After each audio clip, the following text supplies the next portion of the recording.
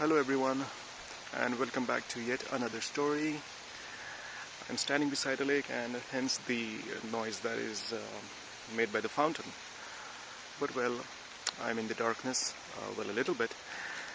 As you can see, a few lights at the bottom of the video, but maybe I'll just tilt it up a little, even more so, and there I cover that up. Okay, so let's begin. This one is... The story is written by Stephen King. It's a novella, means a short story. The name is The Big Driver. This comes from a novel which contains 4 stories, or 4 novellas. And the name of that whole combined edition is Full Dark, No Stars.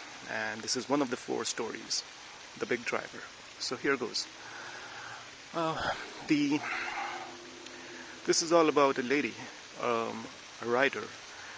She writes mystery novels or investigative novels, if you will.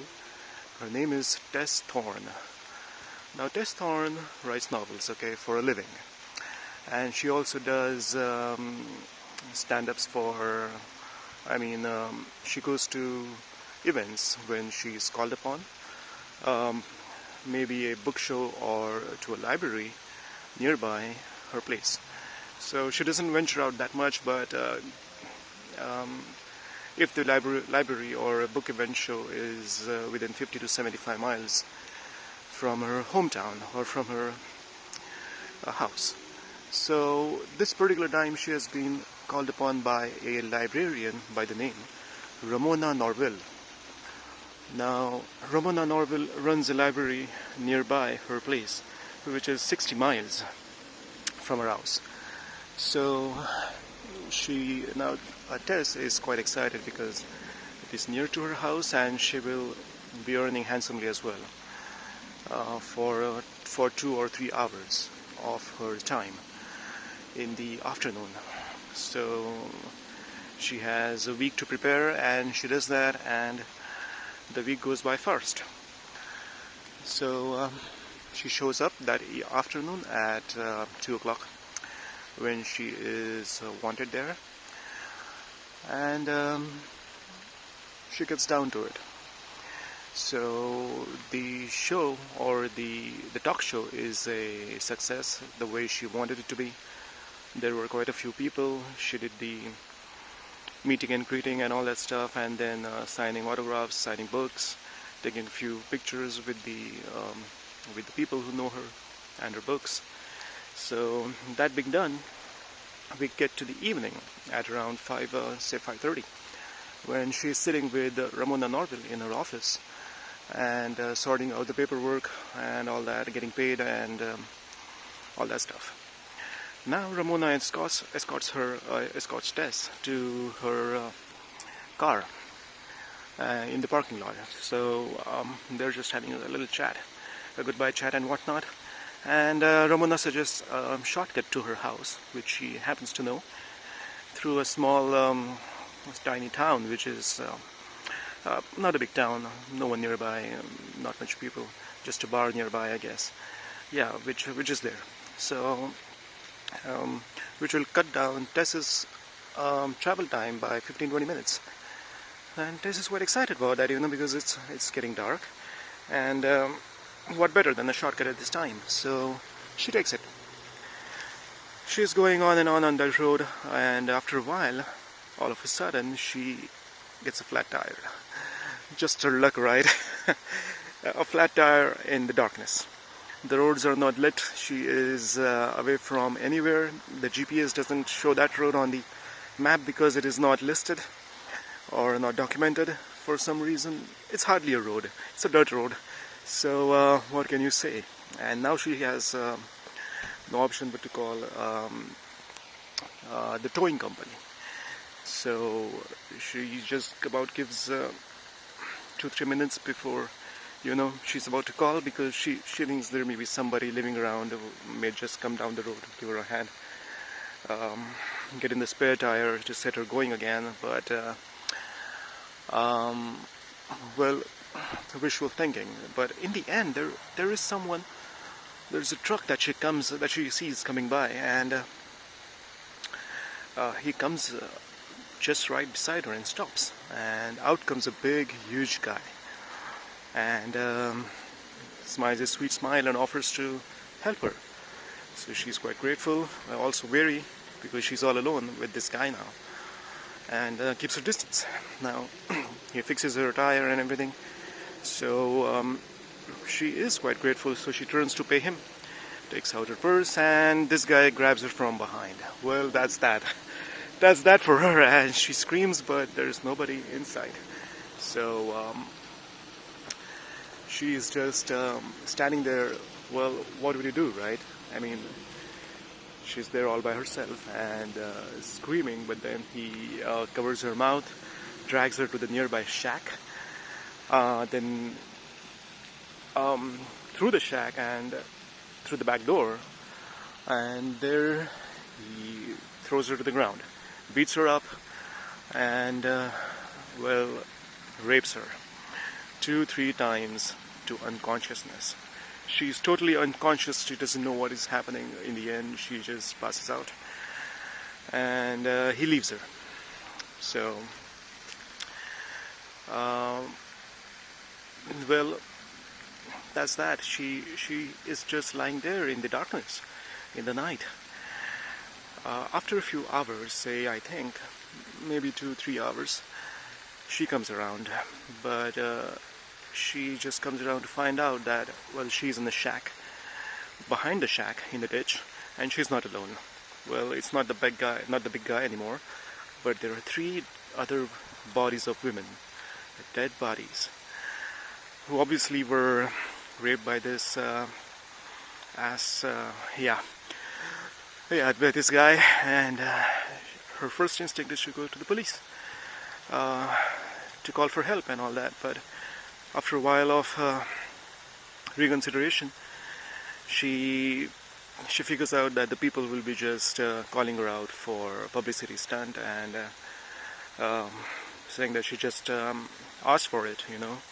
So she just leaves that idea for the moment, grabs the keys, starts her truck. It's a small SUV, a Toyota, and drives to the nearby bar, because she doesn't have any energy to drive, or her mind's not working proper, so she cannot concentrate on her driving.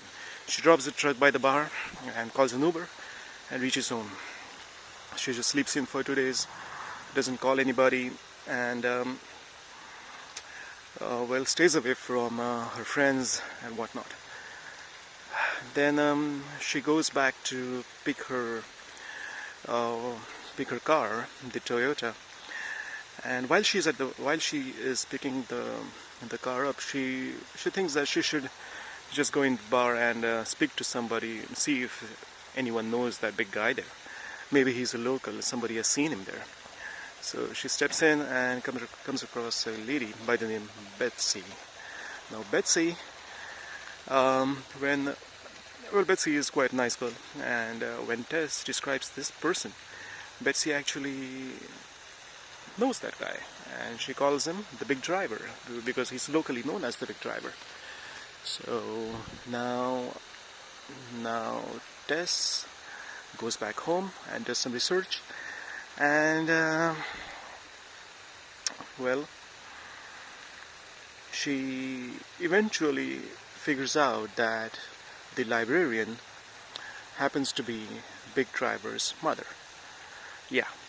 So, well, then it doesn't take much time for her mind to deduce, being a mystery writer herself, that Ramona Norville, the writer, set her on that path deliberately so that she would come across her son. So she was sending her as a bait. Not to mention the other 3 women who had a worse fate than her. So Ramona is already a criminal, and she will be incriminated for the death of 3 women, along with the big driver. So off she goes to Ramona's house, confronts her, and oh yeah, there is one part I forgot to tell you.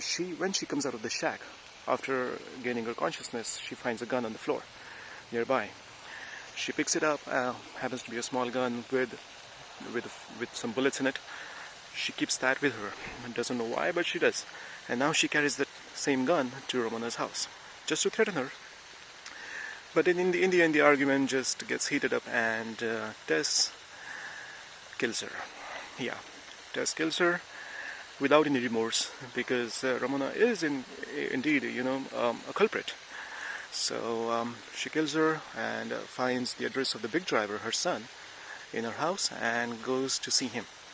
Now when she goes to his house, she finds this huge guy, a mammoth of a guy, watching TV, and she creeps in, kills him, just to find out that he is not the guy who actually raped her. Turns out he is the big brother of the guy who had raped her. But this one is even bigger, so she figures out that this was a wrongful death, and off she goes in search of the other brother, who turns out to be the little brother, but still huge by her standards and everybody else's, and lays in wait for this guy to turn up. He eventually turns up with his dog and whatnot, goes in, has beers, gets drunk, and lays down. She comes in. He has no recollection of her because he's almost drunk. So she draws her pistol or the gun and fires and kills him too. But now she is filled with a little remorse because she killed the other guy who was innocent. Well, so she thinks. So she writes a note, suicidal note, and is almost about ready to kill herself when she thinks that why not just go to the big brother's house and see if there is any incriminating evidence against him to link him to the murders as well, or to her rape case. So she goes back and searches and finds her purse, and there you go. She just acquits herself of all the charges and burns the houses, both his house and the other guy's, and goes back home peacefully. That's that. Leaves the gun in there because anyways it wasn't hers to begin with. So no fingerprints, nothing. Goes back. And that's the end of the story there. A very short story because it was a novella, not a novel. So there are other 3 more to come, of which I find, well, all three are exciting, yes. I won't name out them right now, but they will be coming in a week's time. Yeah, or maybe 5 days. So hope you guys enjoyed. Wasn't that long, and well, it's anyways bedtime, right? If you have any suggestions or comment, please quote them, and I'll be happy to abide. So okay, thank you and good night. Take care.